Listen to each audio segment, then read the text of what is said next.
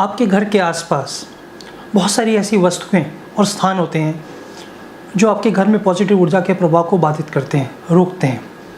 इन्हें वास्तु में द्वार भेद कहा जाता है। आज इस वीडियो में मैं उसी विषय पे आपसे बात करूंगा। नमस्कार दोस्तों, मेरे YouTube परिवार में आप सबका स्वागत है। यदि आपके घर के सामने, बिल्कुल ठीक सामने दूसरा दरवाज़ा है, जैसा फ्लैट में होता है, तो ये द्वार भेद माना जाएगा।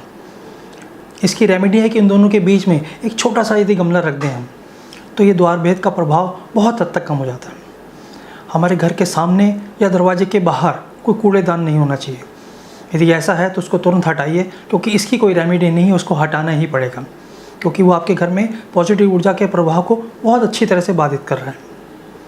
यदि आपके घर के सामने पेड़ है या खंबा है, वो भी आपके घर में द्वार भेद माना जाएगा, जो आपके घर में पॉजिटिव ऊर्जा के प्रभाव को रोकेगा। इसकी रेमेडी है कि उसके ऊपर हम पंचमुखी हनुमान की फ़ोटो लगा दें, तो बहुत हद तक ये दोष दूर हो जाएगा। हमारे घर की एंट्री स्ट्रेस एंट्री नहीं होनी चाहिए, यानी कि सक्रिय नहीं होनी चाहिए। अंदर घुसते ही 80% घर हमें दिख जाना चाहिए। यदि ऐसा नहीं है तो यह द्वार भेद माना जाएगा।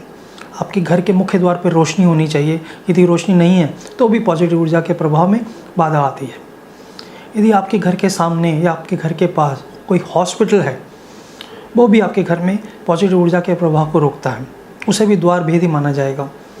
और यदि आपके घर के सामने कोई मंदिर है, वो भी द्वार भेद है, क्योंकि मंदिर में हम लोग सब अपनी नेगेटिव एनर्जी को छोड़ने जाते हैं। उसका प्रवाह कहाँ होगा? आसपास के घरों में ही होगा।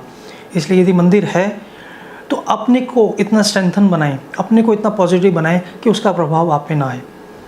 यदि आपके घर के आसपास कोई शमशान है या कब्रिस्तान है, वो भी आपके घर में द्वार भेद को पैदा करता है।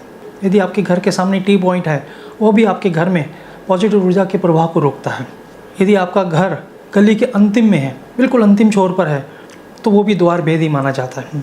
लेकिन ये सभी दोष, खासकर हॉस्पिटल का, मंदिर का, शमशान का दोष नहीं रहेंगे।